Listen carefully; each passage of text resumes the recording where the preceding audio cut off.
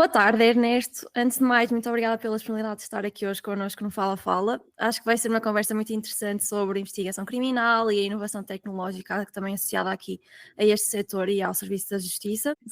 Vamos ver se eu consigo atingir as expectativas, embora nem sempre isso acontece, mas vamos ver. Eu acho que sim, então pelo menos na conversa que tivemos na FLU foi super interessante e, portanto, eu queria começar aqui o podcast e normalmente faço sempre isto em todos os episódios com os convidados, que gostava de falar aqui um bocadinho sobre como é que surgiu o seu percurso académico, profissional, e a verdade é que o seu percurso combina aqui uma base na investigação criminal com uma forte vocação para a inovação tecnológica. Para começar, como é que nasceu este interesse pela interseção entre a tecnologia e a justiça? E qual é que é o papel da sua formação em Sociologia aqui nestas vertentes? Muito bem.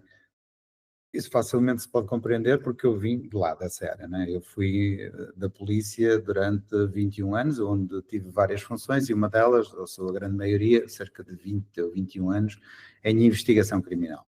Ora, esta componente da inovação tecnológica resulta não só da experiência que eu tinha da investigação criminal, mas também da área, porque eu vinha da área também um pouco das ciências, neste caso da informática, da programação, e foi sempre uma área do meu interesse. Paralelamente a isso, o desenvolvimento das nossas atividades de investigação criminal muitas vezes entruncavam neste papel das tecnologias, de que forma é que as tecnologias nos poderiam auxiliar no desenvolvimento das nossas tarefas, acelerando-as de certa medida, ou criando-lhes algum aspecto que, se calhar, humanamente fosse impossível. Estou-me a lembrar, por exemplo, da análise de grandes bases de dados, de grande volume de informação.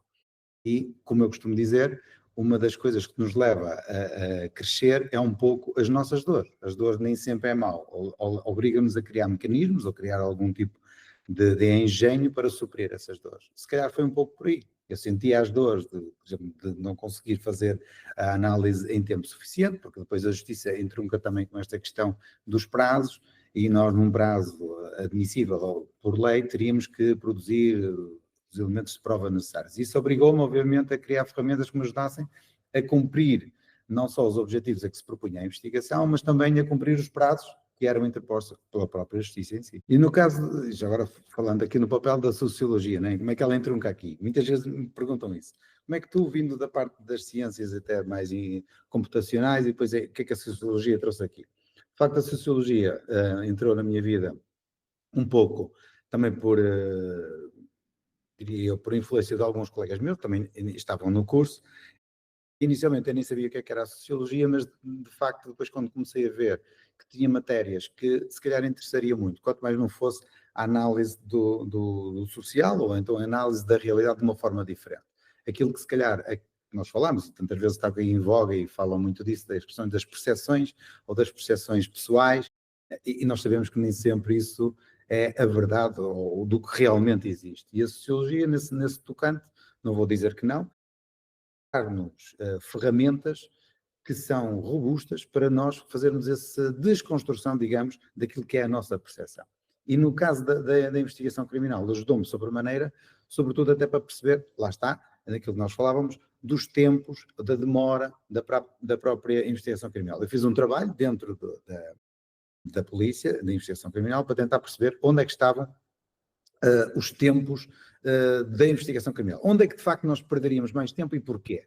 Porque uma coisa é nós termos uma percepção, eu perco muito tempo porque eu demoro muito a fazer isto, ou demoro muito a fazer aquilo, e outra coisa é nós termos dados concretos. Eu estive mais de um ano a fazer a recolha de dados empíricos relativamente aos tempos das diligências de investigação criminal, e aí ajudou sobremaneira a perceber a realidade. E o que é que isto ajuda? Ajuda na poder de decisão de quem tem esse poder para tomar as decisões mais acertadas, e passa a expressão de repetir várias vezes a decisão, tomar uma decisão acertada de como vamos mitigar aquela situação. Portanto, a sociologia para mim foi determinante, porque me permitiu, deu-me estas ferramentas para ajudar a fazer estes estudos, obviamente. Até porque a Sociologia trabalha muito aqui os métodos de investigação, análise, não é verdade? Métodos quantitativos, análise, quer qualitativa, quer quantitativa, que muitas vezes fica descurada a parte qualitativa, e dentro do que nós estamos aqui a falar do aspecto de investigação criminal, obviamente que a qualitativa é importante, mas, no meu entender, a qualitativa traz essa riqueza, digamos, da análise de dados, que nos permite, se calhar, tomar as tais decisões mais acertadas e melhorar substancialmente aquilo que era a investigação, quer na sua parte de celeridade, quer mesmo na parte da qualidade. Exato. O Ernesto também tinha referido aqui que criou estes mecanismos também por causa de dores que sentiu. Foi a Hum? partir daí que surgiu a ideia de fundar depois a empresa, a Nova Forensic, e que lacunas é que identificou também aqui no mercado que impulsionaram a criar esta empresa? Sim, a empresa surgiu, não foi diretamente por essas questões, mas foi um bocadinho, digamos, uma consequência do que é que foi o meu percurso dentro da investigação criminal e depois de um projeto que surgiu junto com a Procuradoria-Geral da República, onde nós queríamos criar um sistema que permitisse a aceleração da justiça. E foi criado, eu já falei disso até quando já estivemos numa oportunidade, numa outra conversa, que tem o SIIP, Sistema Integrado de Informação Processual, que visa sobretudo o quê? Fazer o tratamento e a organização da prova para a apresentação em tribunal e ajudar aqui uma leitura e uma compreensão de tudo o que é que está em causa, por exemplo, um processo, o que é um processo? Há um facto jurídico, ou seja, um acontecimento. Alguém fez alguma coisa ao outro que juridicamente está reconhecidamente como uma atuação como criminal. Pronto, surge o processo, a partir daqui nós vamos ter que identificar quem é que fez aquilo. Eu vou falar isto em traços gerais para vermos se eu consigo ser explícito. Quem é que fez aquilo? Porquê é que nós dizemos que ele o fez? Quando é que o fez? Ou seja, tem que responder a uma série de questões relativamente ao facto e depois vamos ter que dizer porquê é que nós dizemos que foi aquele e como é que ele o fez. E o que é isto? São as provas. E muitas vezes este tipo de trabalho é feito durante as investigações e não sei se terão essa ideia, mas a parte da investigação, embora sigam umas linhas orientadoras de como deve ser feita, mas há sempre aqui o cunho pessoal por parte de cada investigador. E alguns investigadores são mais organizados, é quase como os trabalhos, até académicos, uns são mais organizados e a leitura desse autor é mais compreensível, outros é menos, e o que nós tentamos criar aqui foi algumas guidelines, digamos assim, que permitissem qualquer pessoa, que é isso que se pretende dentro do que é o espectro do judicial, qualquer pessoa que vá ler aquele relatório, que vá ler aquele processo, perceba claramente o que é que se passou, quem é que fez o quê, qual o seu grau de comparticipação e quais são as provas que fundamentam isto. Portanto, isto foi o que levou a nós seguirmos esse projeto. A partir daí, a Nova Forensic é quase uma consequência, porque foi esses agentes, sejam policiais, sejam do Ministério Público, que me vinham requisitando: Ernesto, eu sei que tu tens formação no tocante à parte da digital, no tocante à parte da prova, como é que nós poderíamos melhorar isto, como é que nós conseguiríamos alcançar isto, e nós precisamos da vossa ajuda. E pronto, ok, há aqui uma solicitação por parte do mercado, ou seja, eu criei uma empresa tendo já a percepção que já tinha, entre aspas, clientes para isso, porque havia uma extrema necessidade disso. Basicamente a Nova Forensic surge por esses motivos. Portanto, a empresa atua aqui em áreas que se baseiam aqui na gestão da base de dados, desenvolvimento de software, consultoria tecnológica, com forte incidência lá está, na justiça e na administração pública. Certo. Para além desses projetos, que já vamos também, se calhar, mencionar e referir mais à frente neste episódio, que outros projetos é que têm desenvolvido aqui e que impacto é que têm gerado aqui na transformação digital das instituições e da justiça? Sim, a empresa não só está por dentro destes projetos, como também nós participamos em outros projetos, sobretudo dos órgãos de polícia criminal e também da Procuradoria-Geral da República, no desenvolvimento de alguns projetos que têm sobretudo a ver com, lá está, a mesma temática, e a celeridade no tratamento dos dados.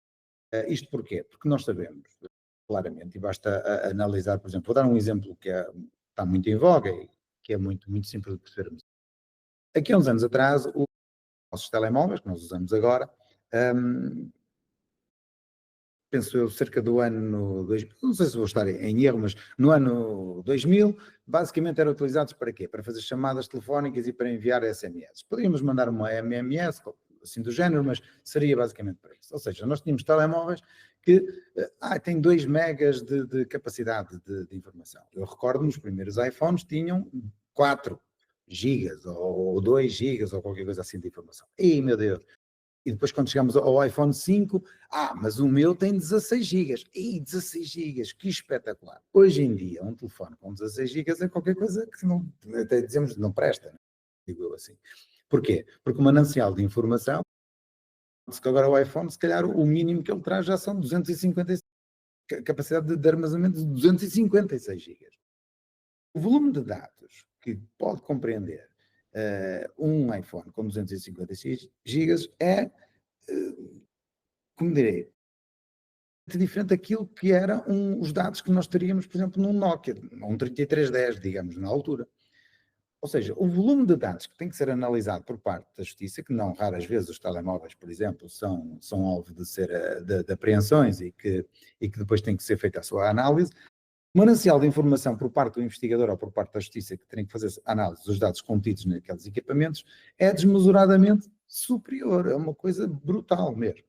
E o que é que isto acarreta? Reparem, o tempo que eu deveria, ou que eu demoraria para fazer uma análise acerca de umas chamadas SMS no Nokia 3310, claro que eu estou a fazer aqui uma comparação muito com um gap enormíssimo, mas é para que se perceba isto. Se for hoje em dia num iPhone, ele vai perder ali dias e dias, para não dizer meses, para analisar toda a informação, para tentar escolher o que é que realmente interessa para a parte da investigação. Ou seja, o que é que nós encontramos aqui? Mais um fator que viria ajudar no atraso, digamos, até da própria investigação e por consequência da própria justiça. Ora, nós, tendo consciência disso, o que é que estamos a fazer? Estamos a ajudar o Ministério Público e as polícias a desenvolver alguns sistemas, efetivamente, que lhes permitam fazer esta análise de uma forma muito mais célere e que consigam atingir os objetivos, que é o cumprimento dos prazos judiciais com a apresentação das provas necessárias para se produzir, no caso do Ministério Público, uma acusação. E para quando chegarmos a tribunal termos provas suficientes para se proceder à verificação dos factos. Não vou dizer condenação, mas à verificação dos factos, se existiu ou não existiu crime e de que forma é que podemos imputar e qual é que será a razoabilidade da sua comparticipação.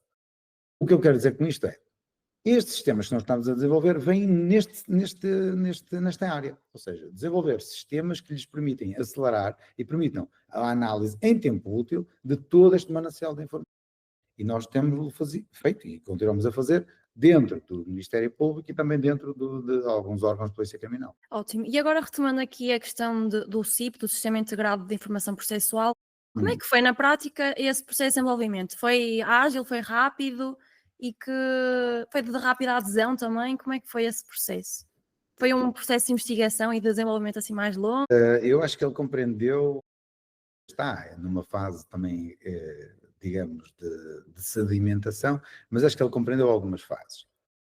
Como é que surgiu isto? De início, isto surgiu com uma ideia de um juiz de Aveiro que fazia um processo mediático e que foi junto de nós, e neste caso foi comigo, e teve a apresentar, dizia que tinha esta necessidade, ou seja, da análise e da apresentação em prova em tribunal. Porque a apresentação em prova ainda hoje em dia é feita quase manualmente. E o que é que nós queríamos? Queríamos criar aqui uma ruptura com essa forma de trabalhar e criar, por exemplo, trazer a parte digital e aceleração, lá está, na apresentação da prova. Diferente seria eu tentar ter um caderno qualquer e estar a mostrar a um advogado, mais a todos os intervenientes que estejam ali no julgamento. Outra coisa será, e eu acho que será fácil de verificar, ter um ecrã onde é projetada lá toda a informação e todos poderão consultá-la no imediato. E não há dúvidas acerca do que é que estamos ali a falar. Paralelamente a isso, há outras questões, tocando à parte das interseções telefónicas e outras coisas assim do género, em audiência de julgamento são apresentadas, ou eram até então apresentadas de uma determinada forma, que uma interseção telefónica era lida a parte da transcrição por parte do juiz e era apresentada. E sabemos que ali nós vamos perder uma série de informação no tocante mesmo à paralinguagem, à forma de como é os silêncios, algum tom irónico, como eles são falados, e por muito que nós queiramos escrever ou fazer uma transcrição, que é assim que deve ser feita, ipsis verbis, acerca do que é que nós estamos ali a ouvir, traduzir isso para a escrita não é tão fácil como estarmos a ouvir a própria escrita. E isto é que era interessante, trazer uma capacidade que empreendesse uma dinâmica no julgamento, porque, por exemplo, até então, nós quando queríamos ouvir escuta, tínhamos que pedir ao funcionário, o funcionário tinha que ir buscar o CD, que estava armazenado não sei onde, e perdia-se aquela dinâmica de apresentação do áudio que ali estava, quando nós agora, com este sistema conseguiríamos estar quase no imediato, olha, quero ouvir a escuta, não sei o quê, é só pôr lá o número e aquilo começa logo a dar o seu conteúdo.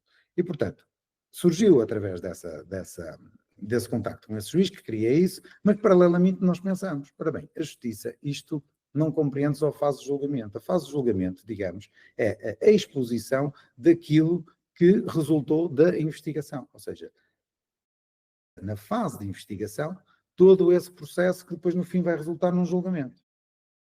Por que não, e visto que eu estava nessa área, na parte da investigação, por que não criar um sistema que fosse transversal, ou seja, compreendesse as diversas fases do processo, desde a investigação, passando até pela parte da instrução e depois para a parte do julgamento. E assim todos os interlocutores que daquilo necessitassem do acesso à informação, para quê? Lá está, para produzir, no caso da parte do juiz e na parte do Ministério Público, uma decisão mais acertada acerca dos factos que nós tínhamos ali.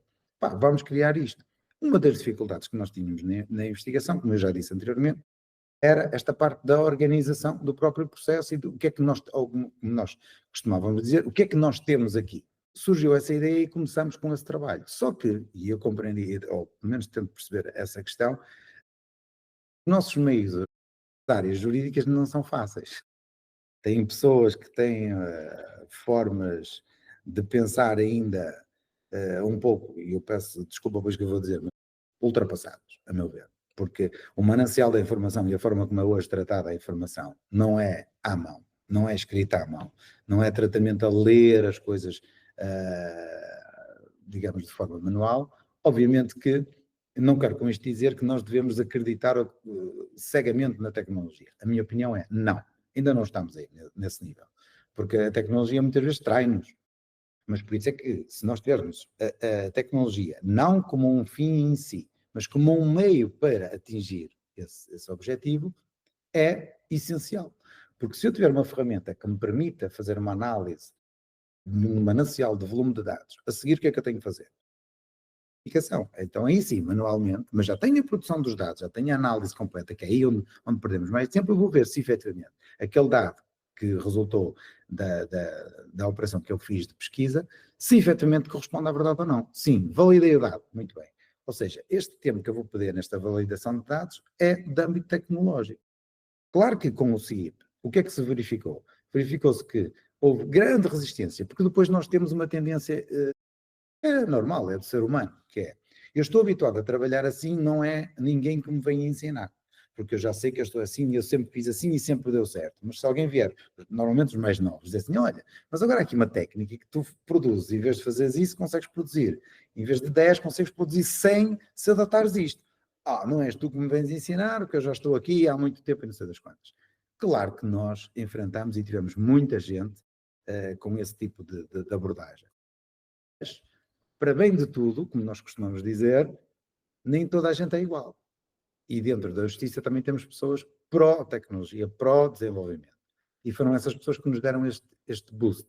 E depois o que é que aconteceu? Aconteceu aqui uma coisa muito gira, no meu entender, que foi, nós tínhamos procuradores e juízes que conseguiam fazer o trabalho deles numa fração do tempo que os outros conseguiam. E isto é que começou a despertar o interesse. Foi, como é que tu consegues fazer isto? Eu não tenho tempo. Não, porque eu utilizo aqui esta ferramenta e isto é muito célebre. Só para ter aqui e não vou violar nenhum segredo de justiça, porque isto até julgamentos já aconteceram, já foi há alguns anos, havia 2 processos que tratavam os crimes de obtenção de cartas de condução de forma fraudulenta. Um foi julgado aqui no Porto. Aliás, foi ali em Vila Nova de Gaia. E o outro foi julgado em Bragança. Só para terem uma ideia, o tempo de demora para finalizar o julgamento, o do Porto foi cerca de 1/10 do tempo que demoraram em Bragança. E os processos eram mais ou menos o mesmo tempo. Porque aqui no Porto utilizaram a nossa ferramenta, em Bragança não, foi, como costumamos dizer, uma moda antiga. Ou seja, o que é que aconteceu? E eu penso que isto é fácil. Pode haver uma resistência, mas depois começou a haver paulatinamente uma identificação de que efetivamente aquela ferramenta trazia vantagem. E foi assim que de alguma forma nós conseguimos nos implementar. Foi pelo sucesso e pelo exemplo daquilo que se obtinha na utilização dessa ferramenta. Portanto, apesar do sistema jurídico e do mundo jurídico ser aqui bastante conservador, a verdade é que vocês conseguiram também quebrar aqui algumas barreiras, conseguem trabalhar depois também com a Procuradoria-Geral da República, com o Conselho Superior da Magistratura. Como é que depois também aqui a Nova Forensic se diferencia no mercado aqui da Legal Tech? O que é que acha que é o vosso fator de destaque e de diferença? O nosso fator de destaque, e sem desprimor para os outros os elementos, até que se calhar tem algumas empresas que também atuam nesta área, que os nossos ativos, ou seja, os nossos recursos humanos, têm uma ampla experiência na área. E eu penso que isso é o fator diferenciador e eu acho que é essencial, para não dizer mesmo determinante. É completamente diferente quando nós vamos falar com o Ministério Público ou com as polícias, como eles costumam até nos dizer, vocês falam a nossa linguagem.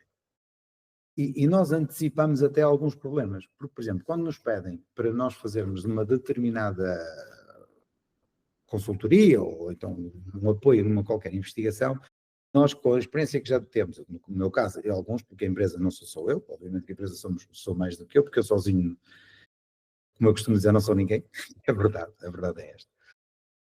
Todos eles ajudam a antecipar problemas e identificar situações que no passado já foram das nossas experiências e chamamos a atenção. E o que acontece é que nessa parte da Legal Tech, como nós estamos aqui a falar, nós o desenvolvimento de todas as nossas ferramentas, como a utilização delas, tem sempre o enfoque e sempre este cuidado de nunca violar a parte do sistema judicial ou pôr em causa, que é outra coisa fundamental, pôr em causa a prova ou pôr em causa a ação jurídica, seja até por parte da empresa que faz isso, que venham pôr em causa a utilização daqueles dados para fins de julgamento ou para outros fins legais. Isto porquê? Porque não raras vezes, e basta nós analisarmos, fazer uma pesquisa no YouTube, escutas telefónicas que, apesar de todo aquele conteúdo ser de veras esclarecedor, no meu entender, não puderam ser utilizadas. Porquê? Porque houve ali uma falha jurídica na sua obtenção ou na falha jurídica da sua validação e inviabilizaram a sua utilização. Obviamente que aí nós já estamos despertos disso e este nosso know-how traz-nos a tal diferenciação perante outros e se calhar também algum garante, não vou dizer que nós não falhamos, claro que sim, não somos infalíveis, mas, desculpem, mas não falhamos muito, falhamos menos. E isso é sobremaneira diferenciador perante os outros, no meu entender. Portanto, a obtenção, digamos assim, da base de dados e o seu processamento é mais eficaz comparado a outras soluções. Sim, eu penso que sim. Basta que esta nossa experiência e ter o foco e perceber o que é que devemos fazer, ou essencialmente aquilo que não devemos fazer ou que não podemos fazer, e muitas vezes até alertamos o próprio Ministério Público ou as polícias, não estou a dizer que eles não saibam o fazer, mas dar-lhes algumas dicas acerca de o que é que, por exemplo, foi contestado em audiência de julgamento, ou o que é que já foi contestado superiormente, e que houve um despacho negativo que não permite a utilização daquela forma. Isto ajuda-nos a encontrar os melhores caminhos e pelo menos a afinar, digamos assim, a nossa forma de trabalhar. Este know-how, claro que é diferenciador perante os outros que estão no mercado.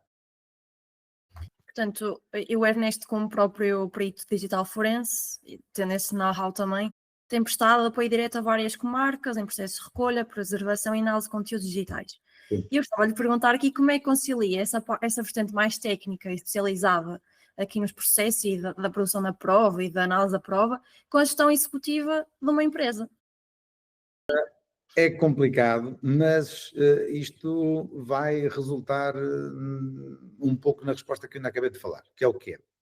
Que é com o recrutamento e trazer a bordo, trazer para a equipa outros elementos que tenham know-how ou experiências que me dê, ou no caso que me davam o garante, neste caso que me davam o garante de que isto seria seguido, digamos assim, esta linha lá está, da parte legal, da parte como as coisas deveriam ser feitas. Isto liberta-me a mim, então, para desempenhar essas funções na parte empresarial. Não vou negar, eu não tenho formação na área de gestão de empresas, no entanto, eu tive a feliz sorte, é assim que eu posso dizer, eu tive a feliz sorte de conhecer pessoas excelentes nessa área. Por isso é que depois também a empresa despertamos o interesse numa outra que adquiriu parte da nossa empresa, e esses sim, com grande experiência na área, no mundo das empresas. Aliás, nós somos um grupo de 18 empresas, embora todas independentes, mas nós, de uma forma colaborativa, trabalhamos todos em conjunto, e não vou negar, posso dizer que tive a feliz sorte de conhecer as pessoas certas no momento certo e que me emprestaram e me trouxeram esse know-how e que me transmitiram também esse know-how e que me foram permitindo também agilizar esta gestão da empresa. Portanto, aqui a colaboração e networking sempre fundamentais na área do empreendedorismo. Muito essenciais. Eu acho que eu já nem diria que era fundamental, eu acho que é essencial. Sem isso, eu penso que ninguém é sozinho cá. É quase como nós falamos, é um mundo global. Sem isso, eu acho que não valerá a pena. É muito difícil. Ernesto, ao longo da sua jornada enquanto empreendedor aqui na área tecnológica e jurídica, que momentos ou decisões considera que foram mais marcantes no seu percurso? Houve assim alguma viragem que fosse determinante e que o tenha levado aqui a apostar neste cruzamento entre a justiça, a inovação, a tecnologia? Houve sim, houve sim. E agora vou falar algumas coisas não muito positivas, mas eu compreendo o porquê. O que é que foi? Isto chegou a um ponto de saturação. E quando eu digo de saturação, não estou a dizer de uma forma exacerbada, a dizer que estaria mal. Não. É na instituição onde eu estive, que eu preservo muito, como eu costumo dizer, eu saí da polícia, mas a polícia não saiu de mim, porque eu gosto muito não só da missão, mas de tudo aquilo que será a polícia, só que efetivamente a forma como nós fazíamos os nossos trabalhos, e eu peço desculpa por isto que eu vou dizer, mas eu acho que nós estaríamos a brincar às investigações. Nós brincávamos às investigações. Porquê? Porque não tínhamos meios para o fazer, porque não tínhamos recursos suficientes para o fazer, era uma série de contrariedades. Agora, de quem é a responsabilidade disto? Sinceramente, eu acho que é de toda a gente. Eu não acho que é da polícia, não acho que seja só, como às vezes tentam atirar para a parte governamental, eu acho que é um pouco para tudo, até para a nossa condição de país pequeno que nós somos. Há tantas dificuldades, obviamente que eu venho dessa área, eu vou dizer que eu queria tudo para esta área, obviamente que na área da saúde, toda a gente vai dizer que é tudo para a área da saúde, obviamente que na área da educação, os professores vão dizer que também precisamos todos. Só que chegou a um ponto em que eu fiquei, como direi, desiludido, porque eu queria ir mais além e não conseguia ir. Quando nós iniciamos a investigação, eu não vou dizer em percentagem, porque eu não me recordo, mas a grande maioria dos investigadores trabalhavam com o seu próprio computador. Eu trabalhava com o meu próprio computador, porque não havia computadores. E eu trazia também a minha impressora. A única coisa que me davam eram os tinteiros. Vá lá, pelo menos os tinteiros. E porquê? Não era porque a polícia não conseguisse ou que não quisesse, digo. Era mesmo por questões, se calhar, orçamentais, ou pelo menos escudavam-se disso, com outras das quais. O que é certo é que nós, no terreno, sentíamos essa dificuldade. E quem faz isso por gosto e quer ir mais além, sente estes entraves ou sente quase como ter umas amarras que nos permitem levar para a frente.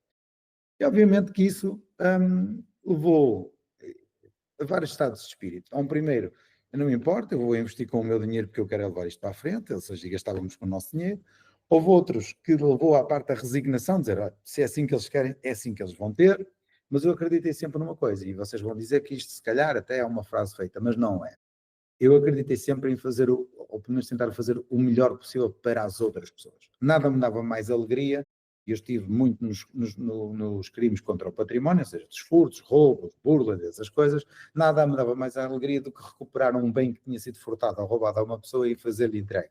Aquilo era uma felicidade enorme, eu nem consigo explicar por palavras aquilo que sentia, o gozo que me dava de conseguir recuperar isto para aquela vítima, para aquela pessoa. E isso, obviamente, que ainda hoje está um pouco intrínseco ao que é a minha atividade.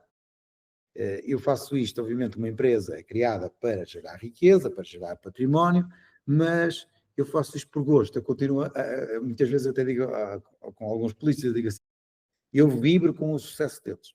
Se calhar eu deveria estar só preocupado com a minha ação, mas não, eu vibro com o sucesso daquilo onde eu participo. Não só no aspecto que eu participo, mas no todo, no objetivo. E aí surgiu, foi um pouco nessa área.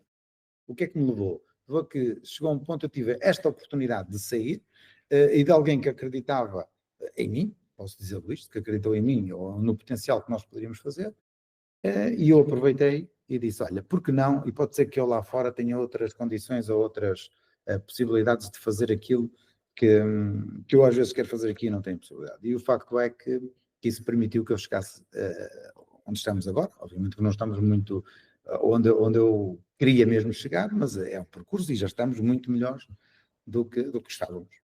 Foi um pouco por aí. Portanto, esse gosto e essa missão também ajudam aqui a superar alguns desafios, em termos, por exemplo, de gestão de tempo. Por exemplo, também aqui nós já falamos anteriormente do setor jurídico ser muito tradicional, ainda muito conservador.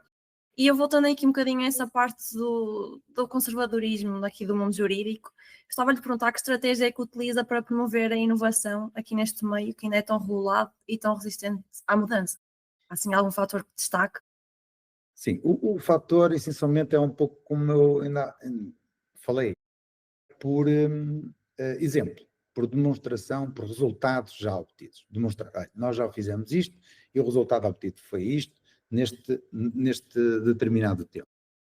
E esses casos, e não vou negar, nós já participamos em inúmeros casos mediáticos, dos jornais, das televisões, etc. Embora, como eu costumo dizer, e eu gosto de estar sempre na sombra, eu não gosto de nos demonstrar, nem quero que nós iremos, ou que seja a nossa imagem de alguma forma muito propalada. De forma que, se vocês virem, nós não fazemos publicidade, o nosso site é parco nas informações, pronto. É a nossa forma de estar. É o mais sigilosos possíveis. Agora, obviamente que esses casos mediáticos e que esses casos onde se procede a um escrutínio rigoroso do nosso trabalho, inicialmente nós até podemos sentir aquilo quase como uma ameaça, mas estão todos a olhar para nós, a escrutinar ao pormenor o trabalho que nós estamos a fazer. Ao início, não vou negar, é desconfortável. Por outro lado, nós estávamos mais ou menos cientes daquilo que tínhamos feito, no entanto, eu não sei se isso acontece com toda a gente, há sempre aquela insegurança, mas será que nos escapou alguma coisa? Porque depois neste escrutínio, às vezes pode acontecer coisas que nós nem sequer nos pensamos, nem sequer nos lembramos daquilo. O certo é que, no final destes escrutínios, o nosso trabalho foi sempre dado como validado e com grande qualidade. Isto que é que nos traz para o mercado? Traz-nos não só reconhecimento, como também aquilo que é, eu penso que é a grande causa deste mundo, da parte jurídica ser tão conservador, a desconfiança e não só. E também a garantia de que as coisas vão correr bem e de que as coisas vão correr conforme deveriam. Obviamente, quando nós temos estes casos de uso com tanto sucesso, o que é que lhes dá a eles? Dá-lhes muito mais confiança, muito mais garantia, digo eu, de que podemos confiar neles. E, acima de tudo, o que existe aqui, e eu estou farto de dizer aqui junto com os elementos da nossa equipa, o que nos distingue dos outros é o fator C. E não é C, como nós costumamos dizer quando éramos, tu tens o fator C, que era as cunhas ou assim. Não é nada disso. Aqui o fator C é a confiança. Porque no dia em que esta confiança seja quebrada, eu também tenho a ideia completa de que a empresa quase decididamente vai acabar no mundo jurídico. Por isso, a grande batalha que nós temos aqui é que as coisas sejam o mais escrutinadas, mesmo internamente possível, para que lá fora, se houver um escrutínio externo, nós tenhamos alguma garantia, alguma segurança de que vai correr tudo direitinho e conforme deve ser.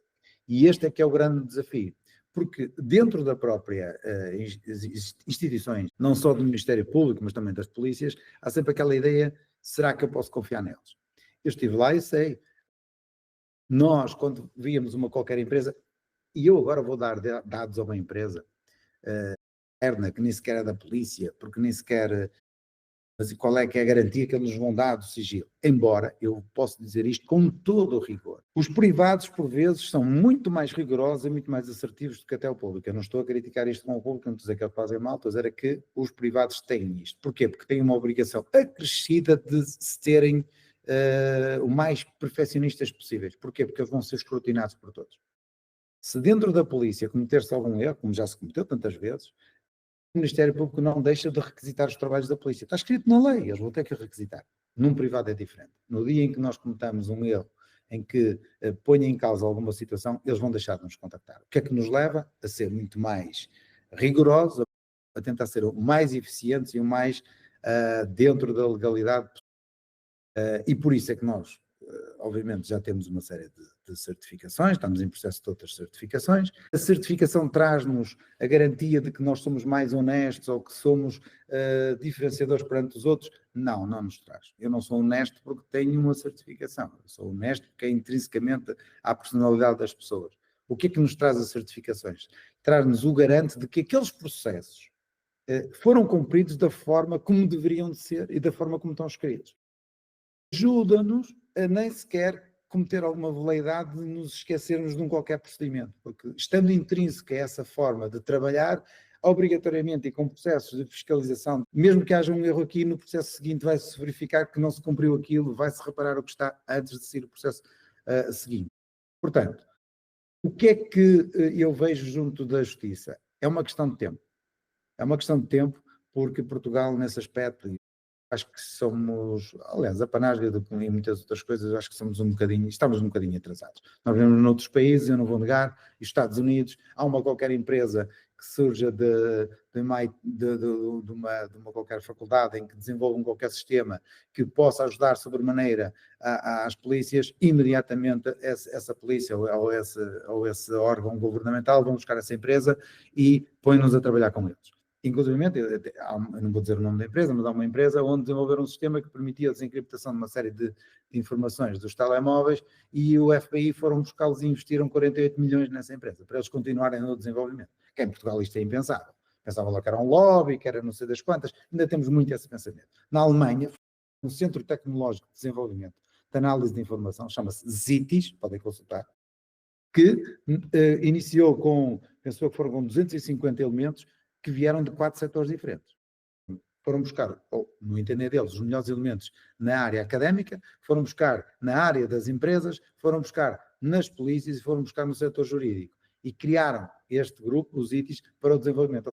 Claro, setores privados, conjuntamente com o público. Eu acho que está aqui o caminho. Porque se nós queremos dotar, em Portugal nós temos órgãos de polícia criminal, nós temos imensos. Eu não estou a dizer que são demais, eu estou a dizer que são imensos, são muitos.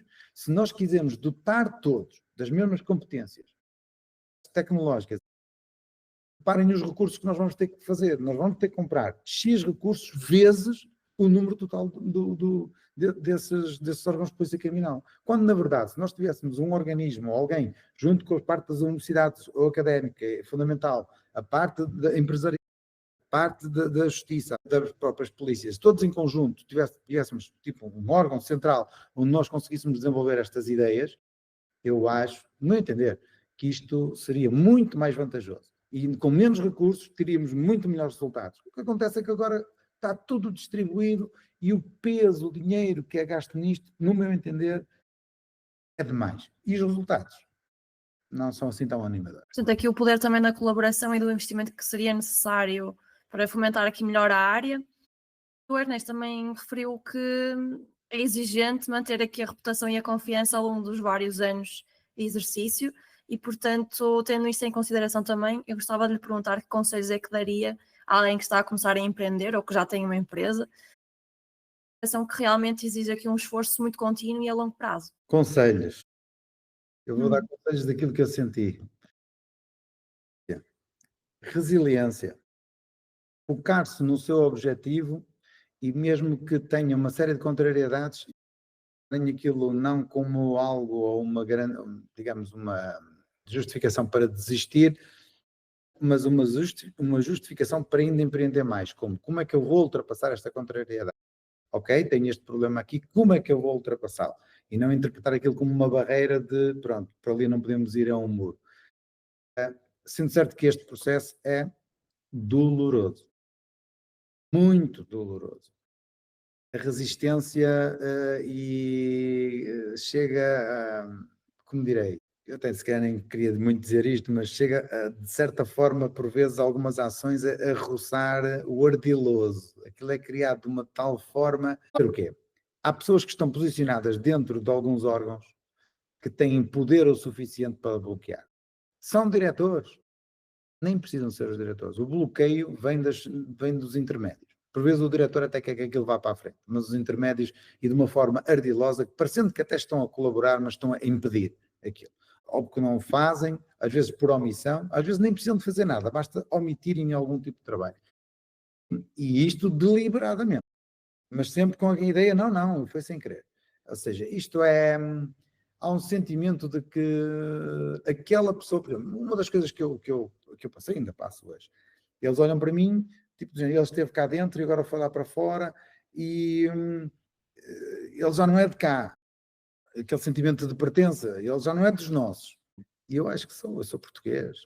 e estou a colaborar para que a sociedade, ou pelo menos tento que a sociedade melhore, e isso basta, como eu ou outra qualquer pessoa, numa outra qualquer área, somos de cá e pertencemos todos uns aos outros. Novamente o reforço da colaboração que ainda é preciso aqui desmistificar em Portugal. Sem dúvida, sem dúvida.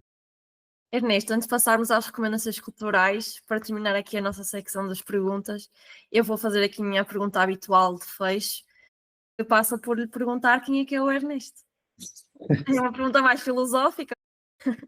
Mas o Ernesto, se calhar, é um ingênuo, um consciente ingênuo que teima em continuar ingênuo e de que as coisas são, ou tentar chegar à utopia de que tudo pode resultar e de forma fácil, e de que eu olho para os problemas e olho para as coisas na vida de uma forma tão fácil que depois se traduz de uma forma tão difícil e tão dura de se conseguir, e nós olhamos assim, é tão fácil. E eu ainda continuo a pensar nisso, ou seja, é por isso é que eu me chamo que a calhar sou um ingênuo, porque continuo a acreditar. Mas estou feliz assim. Isto é o que me impele. Continuo a acreditar. Isto há de mudar. E eu chamo isto ingênuo porque ao fim destes anos todos eu digo assim, mudou alguma coisa. Mudou ainda tão um pouco. Mas eu ainda quero continuar a acreditar que sou ingênuo e querer acreditar de que eu vou ajudar a fazer a diferença. Eu vou ajudar a que as coisas vão melhorar. Eu vou ajudar a que as próximas gerações, como ainda há pouco nós falávamos, pode não ser para mim, mas vão ser para os outros.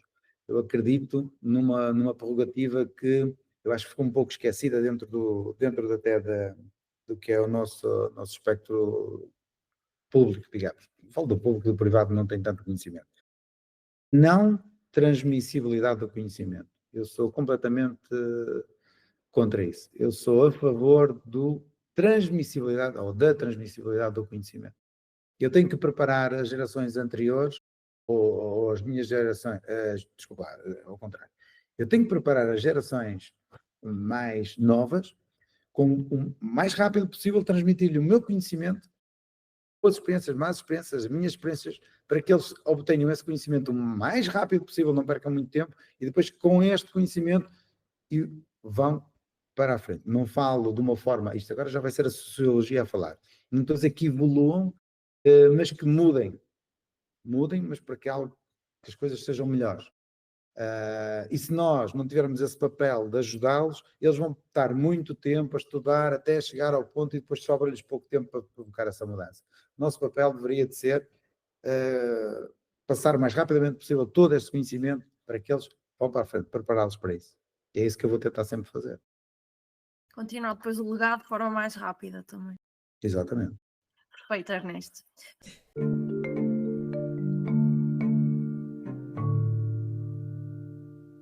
Vamos então passar aqui ao segmento das recomendações culturais. E gostava de lhe perguntar se tem aqui alguma sugestão que gostasse de partilhar connosco. Relativamente à parte cultural, o que resulta da minha experiência e que eu acho que é fundamental para todos, vão conhecer outras culturas. Não é só ir ver e, como eu costumo dizer, passear nos sítios mais divulgados até pela internet. Tentem perceber as culturas, tentem perceber como é que esses países surgiram, como é que aquelas sociedades se informaram, de onde vieram, para onde criaram os seus percursos, e falem essencialmente com vários setores de cada país.